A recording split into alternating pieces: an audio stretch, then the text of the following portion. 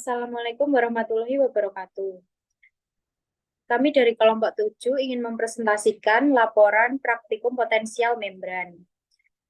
Dengan saya Asing Alfit Putriana, NIM S23145. Saya Elina Anggun Valentina dengan NIM S23170. Saya Irang Hari dengan NIM S23132.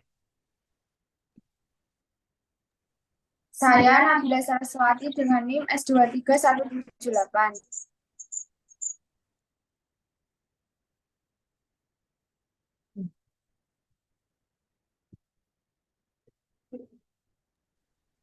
Saya Nana Safitri dengan NIM S23181.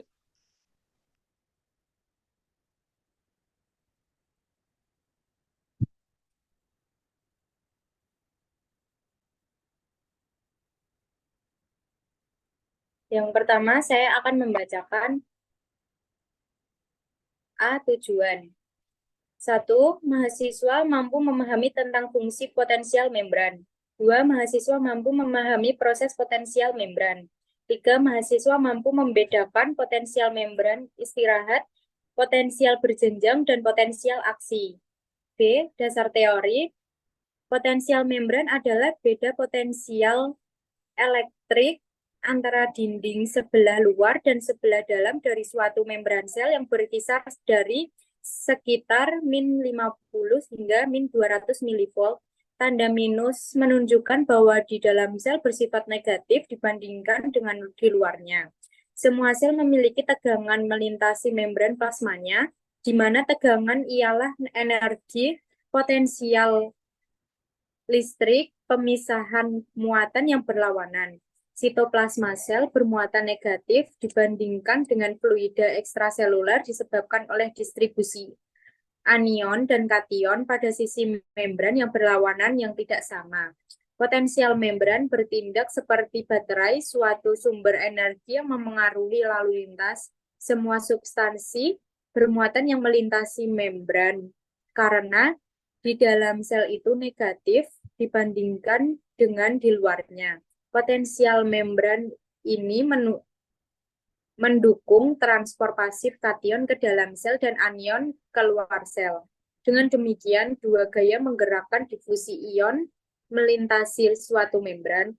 Gaya kimiawi gradien konsentrasi ion dan gaya listrik pengaruh potensial membran pada pergerakan ion. Kombinasi kedua gaya yang bekerja pada satu ion ini disebut gradien elektrokimiawi. Perubahan lingkungan dapat memengaruhi potensial membran dan sel itu sendiri. Pada sel peka, rangsang terjadi pada otot dan syaraf, dan pada saat itu potensial dalam keadaan istirahat. Namun, jika terjadi beda potensial, maka akan timbul potensial aksi dan potensial berjenjang yang ditimbulkan oleh adanya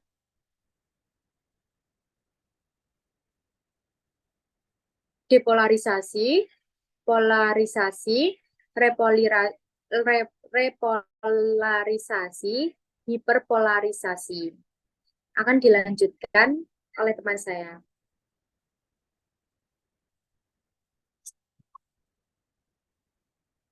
D. Alat dan bahan. 1. Handphone, 2. Laptop, 3. YouTube, 4. Google, 5. Internet, 6. Pakai data. Pembahasan. Potensial membran dalam bahasa Inggris yaitu membran potensial adalah beda potensial elektrik antara dinding sebelah luar dan sebelah dalam dari suatu membran sel yang berkisar min 50 hingga min 200 mV. Tanda minus menunjukkan bahwa di dalam sel bersifat negatif dibandingkan dengan di luarnya. Semua sel memiliki tegangan melintasi membran dibanding plasmanya, di mana tegangan ialah energi potensial listrik pemisahan muatan yang berlawanan. Sitoplasma sel bermuatan negatif dibandingkan dengan fluida ekstraseluler, disebabkan oleh distribusi anion dan kation pada sisi membran yang berlawanan, yang tidak sama. Potensial membran bertindak seperti baterai, suatu sumber energi yang mempengaruhi lalu lintas suatu substansi bermuatan yang melintasi energi. yang melintasi membran, karena di dalam sel itu negatif dibandingkan di luarnya. Potensial membran ini mendukung transfer pasif kation ke dalam sel dan anion keluar sel. Dengan demikian, dua gaya menggerakkan difusi ion melintasi suatu membran. Gaya kimiawi, gradien konsentrasi ion, dan gaya listrik berpengaruh potensial membran pada pergerakan ion. Kombinasi kedua gaya yang bekerja pada satu ion ini disebut gradien elektrokimiawi. Perubahan lingkungan dapat mempengaruhi potensial membran dan sel itu sendiri. Sebagai contohnya, depolarisasi dari membran plasma diduga memicu apoptosis atau kematian sel yang terprogram. Untuk terjadinya potensial istirahat, aksiden berjenjang, maka melalui proses adepolarisasi, di mana sel mengalami pergeseran muatan listrik sehingga menghasilkan muatan negatif yang lebih sedikit dan mendekati nol di dalam sel. B. Polarisasi, keadaan di mana sel saraf tidak dapat rangsangan. Polarisasi dapat dikatakan fase istirahat sel reseptor saraf dan potensial membran stabil atau normal. C. Repolarisasi, kondisi saat membran sel saraf kembali ke fase istirahat atau tidak menerima rangsangan. D. Hiperpolarisasi, keadaan sel reseptor menerima rangsang yang sangat besar atau potensial lebih menjauhi normal. Beda potensial tersebut dapat dijelaskan dengan gambar. Dilanjutkan dengan teman saya. Dengan adanya beda potensial yang semula, membran dalam keadaan normal istirahat, yaitu ketika di sisi dalam dan luar membran sel sama-sama terdapat ion-ion potasium dan sodium. Tetapi dengan konsentrasi yang berbeda dan ketika membran tidak mempunyai potensial listrik atau normal dan dapat terjadi di sel membran pada tubuh.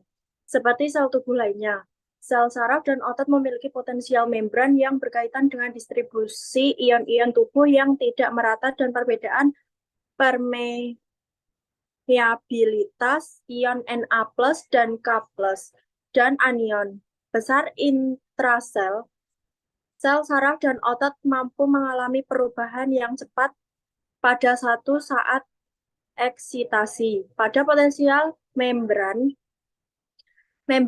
bila distimulasi sehingga dapat berfungsi sebagai sinyal listrik. Fluktuasi potensial mempunyai dua bentuk dasar, yaitu potensial berjenjang dan potensial aksi, yang menyebabkan terjadinya kontraksi otot skelet.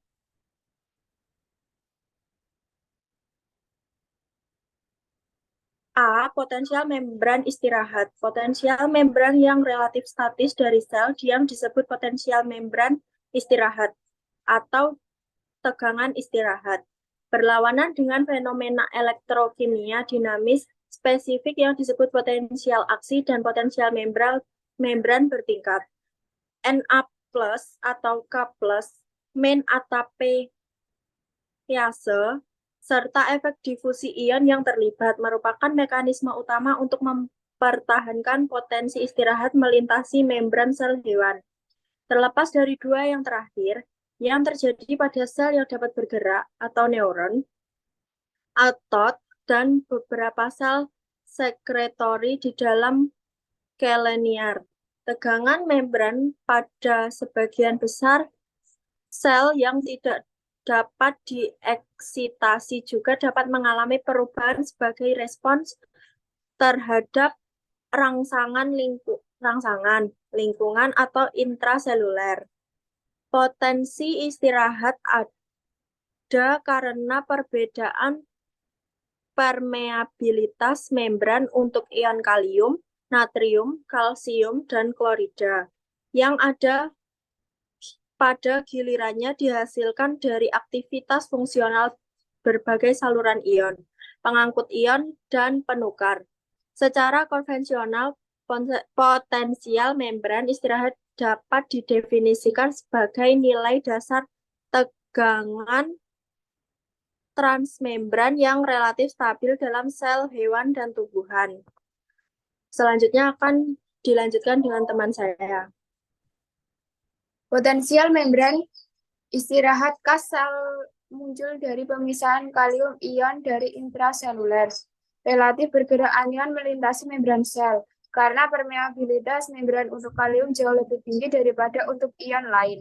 Dan karena gradien kimia yang kuat untuk kalium, ion kalium mengalir dari sintosol ke ruang ekstraseluler yang membawa muatan positif.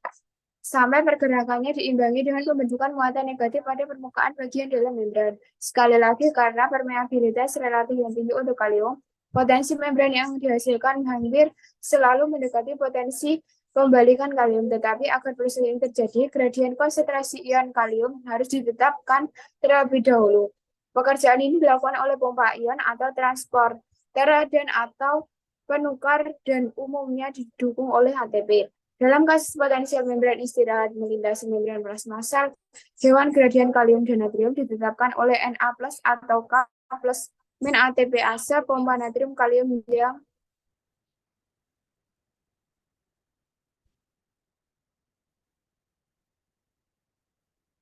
mengangkat 2 ion kalium di dalam dan 3 ion natrium di luar di biaya 1 molekul ATP dalam kasus lain. Misalnya potensi membran dapat dibentuk dengan pengasaman bagian dalam kompartemen membran seperti pompa proton yang menghasilkan potensial membran melintasi membran vesikel sinaptik. B. Potensial berjenjang. Perubahan lokal pot membran yang terjadi dalam berbagai tingkat kekuatan terjadi akibat adanya depolarisasi oleh sel membran yang menyebabkan potensial pada sedikit menjauhi potensial normal atau saat membran istirahat, di mana perubahan tersebut tidak melebihi ambang potensi aksi. Jarak pada potensial berjenjang terpantau dekat dengan kekuatan yang semakin lemah. Biasanya terjadi pada potensial reseptor, potensial pemacu, dan lain-lain. Selanjutnya dilanjutkan oleh teman saya. C. Potensial aksi. Pembalikan singkat pot membran akibat perubahan cepat permeabilitas membran terjadi akibat adanya hiperdepolarisasi oleh sel membran yang menyebabkan potensial pada sangat menjauhi potensial normal atau saat membran istirahat, di mana perubahan tersebut mencapai ambang potensial aksi. Jarak pada potensial berjenjang terpantau jauh dengan kekuatan yang tepat kuat. Terjadi pada kontraksi otot sklep.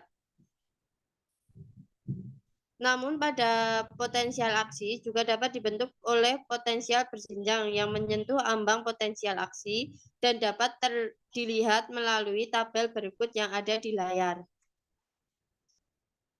Kesimpulannya, membran sel mempunyai fungsi untuk membatasi muatan positif dan negatif kedua sisi membran. Potensial positif dihasilkan oleh ion natrium dan kalium, sedangkan potensial negatif dihasilkan oleh protein. Di mana pada kontraksi otot splet normal, yaitu membran potensial istirahat atau saat terjadinya polarisasi, yang jika ada beda potensial muatan atau rangsangan maka akan terjadinya depolarisasi, repolarisasi yang akan menyebabkan adanya potensial berjenjang dan potensial aksi yang digunakan tubuh kita untuk bekerja. Lalu menyatunya kembali akan menghasilkan sinyal listrik yang akan digunakan oleh sel-sel peka rangsangan, yaitu otot dan saraf sel. Saraf digunakan untuk menerima, merespon, dan mengirimkan pesan. Untuk otot akan digunakan untuk kontraksi otot, sehingga dengan 2 sel peka rangsang tersebut tubuh kita dapat bergerak.